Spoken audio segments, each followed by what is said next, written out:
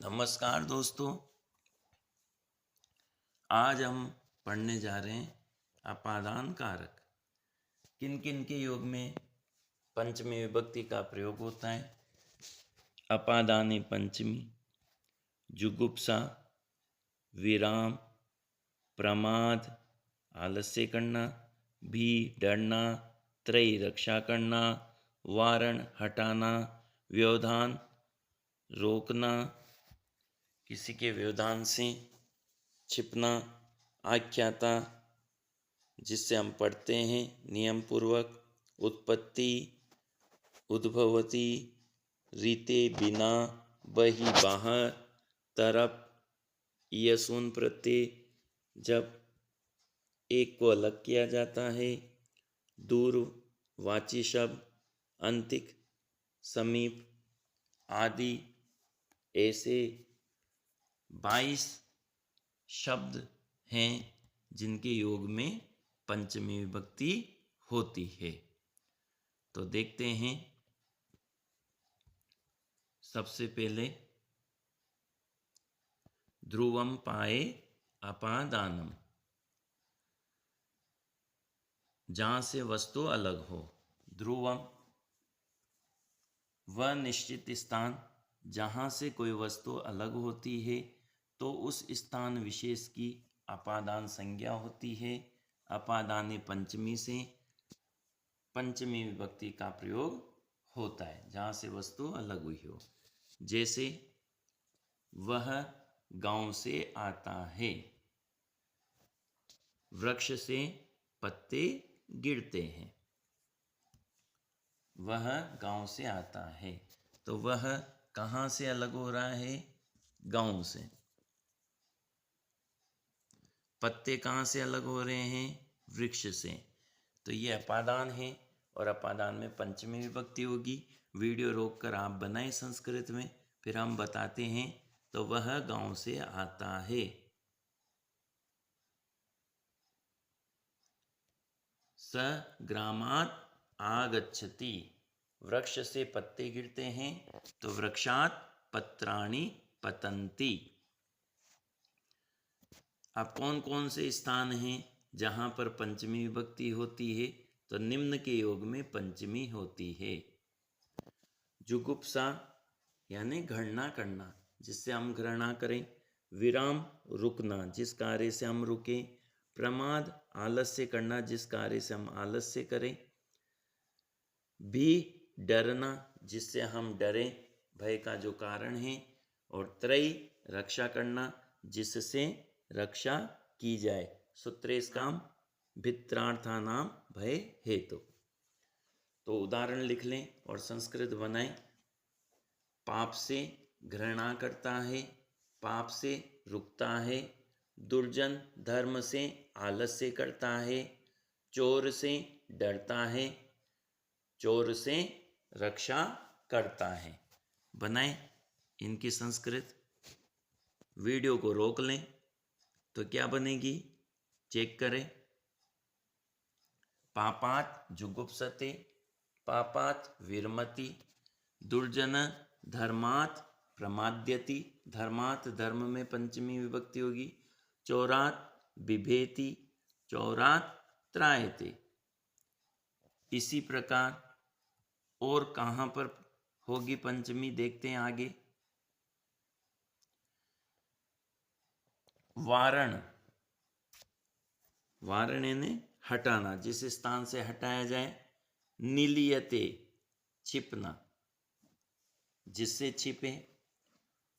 उत्पत्ति स्थान, अब उत्पत्ति स्थान में भी दो सूत्र आते हैं। जनि कर्तु प्रकृति, यानी उत्पन्न होने वाले का जो उत्पत्ति स्थान है वह अपादान संज्ञक होता है। इसका उदाहरण होगा ब्रह्मा से प्रजाएं उत्पन्न होती है।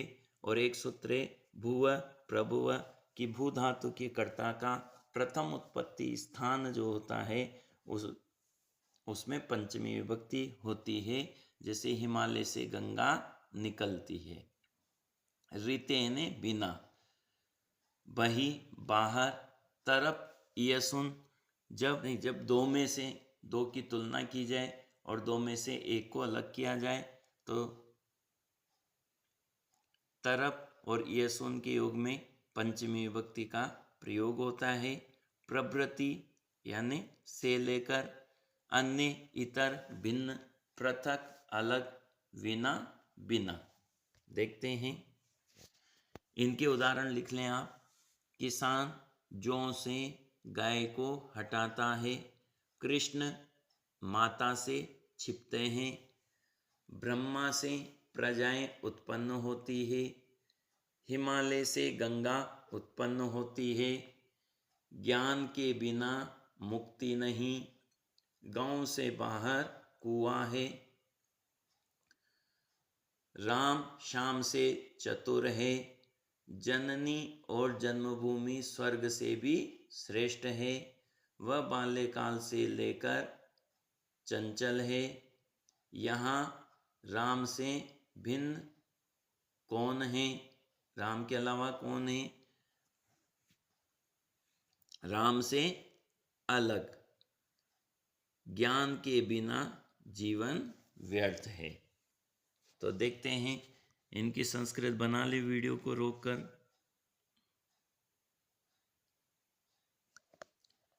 देखो, कृषक यविभ्यो गांव वार्यति क्षेत्रे। कहाँ से हटा रहा है? जौ से। जौ बहुत सारे हैं तो पंचमी बहुवचन यविभ्यो। यवभ्य है, विसर्ग का ओ हो रहा है संधि के नियम से। कृष्ण मातु निलीयते। कृष्ण माता से छिपते हैं। तो किससे छिपते हैं? माता से। तो मातृ शब्द का पंचमी होगा मातुः। उत्पत्ति स्थान ब्रह्मण प्रजा प्रजायन्ते। ब्रह्मा से प्रजाएं उत्पन्न होती। जन्म कर्तु प्रकृति का उदाहरण है। तो किससे? ब्रह्मा से। ब्रह्मन का पंचमी होगा ब्रह्मण। हिमवत गंगा प्रभुवती। हिमालय से गंगा उत्पन्न होती तो हिमवत शब्द का पंचमी होगा हिमवतः। और हिमालय का होगा हिमालयात सामान्य। रीते के योग में पंचमी होती। ज्ञानात रीते न मुक्ति। ज्ञान के बिना मोक्ष नहीं। तो ज्ञानात में कौन सी विभक्ति? पंचमी। हिमवत में पंचमी। ब्रह्मण में पंचमी। मातुः में पंचमी। यविभ्यो में पंचमी। इसी प्रकार बही। बही के विसर्ग है दोस्तों, ध्यान रखना। बही यानी बाहर। किससे बाहर? गांव से बाहर। जैसे गांव से बाहर कुआं है तो ग्रामात बही। ग्रामात में पंचमी होगी। राम श्याम से चतुर है तो राम श्यामात जिससे तुलना की जाए उसमें पंचमी होगी। जननी जन्मभूमिश्च स्वर्गात अपि गरीयसी। तो स्वर्गात में पंचमी होगी। स बाल्यकालात् प्रवृत्ति। वह बाल्यकाल से लेकर चंचल है। अत्र यहाँ रामात अन्य। राम के अलावा का अस्ति कौन है? पृथक। पृथक के योग में द्वितीया तृतीया और पंचमी होती है। रामम द्वितीया, रामेण तृतीया, रामात पंचमी। तीनों विभक्ति सही है। इसी प्रकार विना के योग में भी द्वितीया तृतीया पंचमी होती। ज्ञानम ज्ञानेन ज्ञानात वा। विना जीवनम वृथा। ज्ञान के बिना जीवन व्यर्थ है। अब आगे बढ़ते हैं।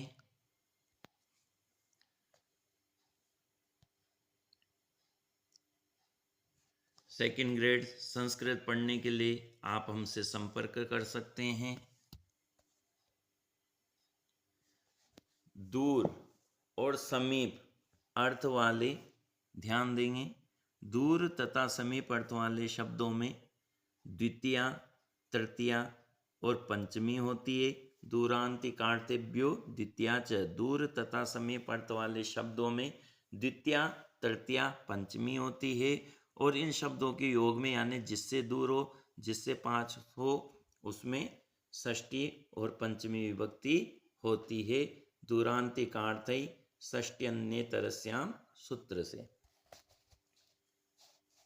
तो दूर तथा समीप अर्थ वाले शब्दों में द्वितीया तृतीया पंचमी होगी और इनके योग में पंचमी और षष्ठी होगी।